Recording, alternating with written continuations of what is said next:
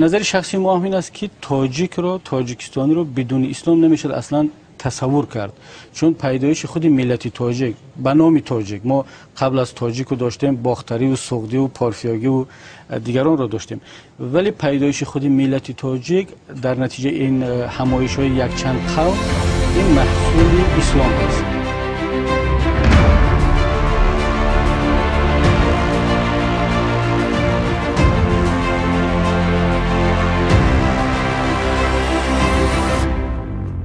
بسیار. آقای کبیری، یه بحثی حالی خود فراتر از فقط تاجیکستان بریم و اون مسئله جدایی دین از دولت و حتی جدایی دین از سیاست، بحث هایی که در کشورهای اسلامی مطرح و به خصوص در ایران خیلی در سالهای اخیر مطرح شده.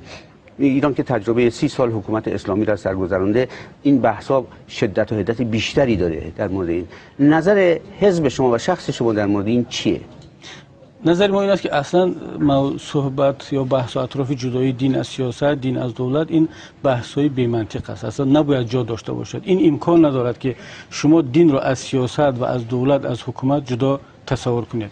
هر چقدر که زیر هر کدام شعار سکولار و اتئیستی و دین زدایی هم نبیاد. برای مثال ما که امروز در بریتانیا هستیم و انتخابات این کشور رو هم نظارت کردیم، دیدیم، خیلی برام تعجب بود که در یک کشور سکولار که اصلا در اروپا که این شعارها رو برداشتن، انتخابات که یک عملی صرف سیاسی و حکومتی است، دولتی است، در بینای کلیسا انجام می شود. اون کمیسیون نقطه رأی در داخل بینای کلیسا است و بعدا وقتی وارد شدیم کلیسا نقشی نداره اونجا، فقط به عنوان یک مکان استفاده میشه. شاید این باشد، ولی چرا در کشورهای اسلامی اصلا از مسجد همچین یک مکان استفاده نمیشد؟ بحث هم سر همین است. ما نگفتیم که این کسانی که در کلیسا آمدن رأی دادن بالاشون این فضا تاثیر گذاشته باشد، ولی نکته عجیب دیگر بود که در اون صندوق رأی دیگه که در کلیسا بود، باز هم عضو کمیسیون یک خانم مسلمان حجابدار بود.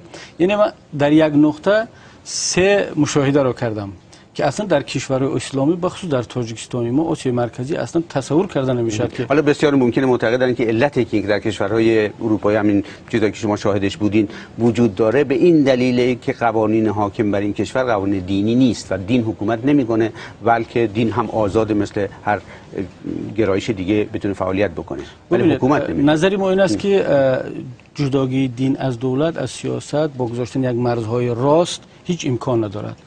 مناسبت دین و دولت، دین و سیاست از نگاه ما باید طوری باشد تقریبا مثل موجهای دریا که جای میبینید که یک قسمتی از موج رفته به عمق پیش رفته، جای دیگر قفا نشسته.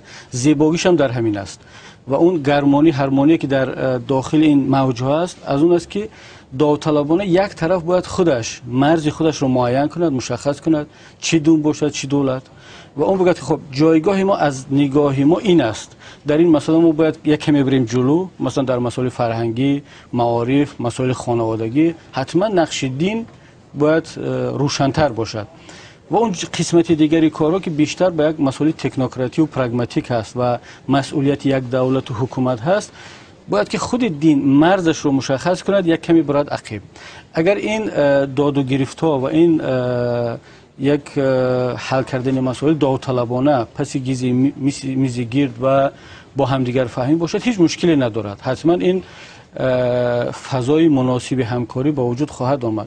ولی اگر ما بخوایم که نه از طریق قانون یا با سلطه یکی از جانبها، چی دینی باشد چی سکولار، ما این مرز رو مشخص کنیم و این مرز خیلی هم روشن و راست باشد، اصلا این شکستنی است، به دست آمدنی نیست و یک کاری بیهوده است که همیشه در از عقب آن اعتراض هست و تشنج است. شما تا چه اندازه به اسلام به عنوان هویت تاجیکی نگاه میکنید؟ میدونید که بعد از استقلال مسئله هویت در تاجیکستان یک مسئله بود، نمیدونم شاید هنوز هم باشه این مسئله هویت.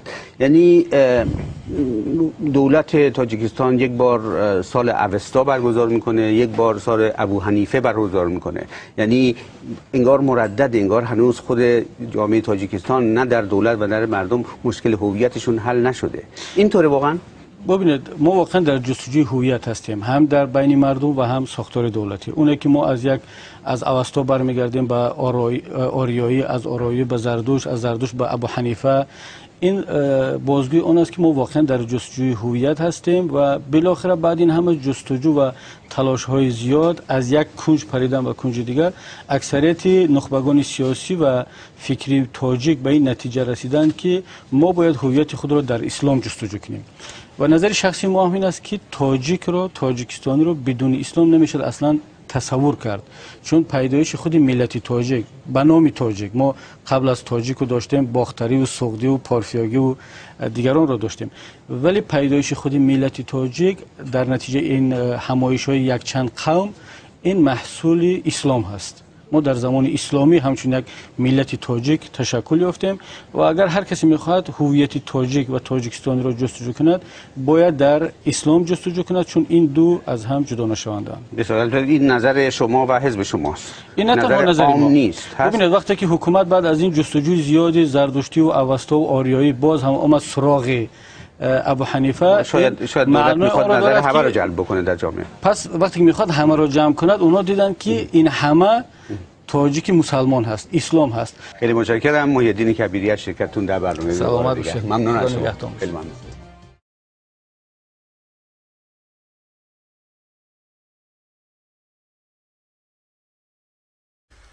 من بهترین مرحله رشد ملت و کشور را در این 23 سال استقلالیت مرحله از سال 2000 تا 2010 مینامم.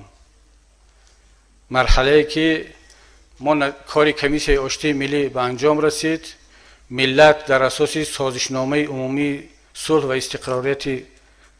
استقرارات صلح و رضایت ملی وحدت و صلح را در کشور طنین انداز کرد و تمام دستاوردهای ما در سمت‌های گوناگون اقتصادی، اجتماعی، سیاسی، امنیتی این دستاوردهای سالهای 2000 و 2010 است.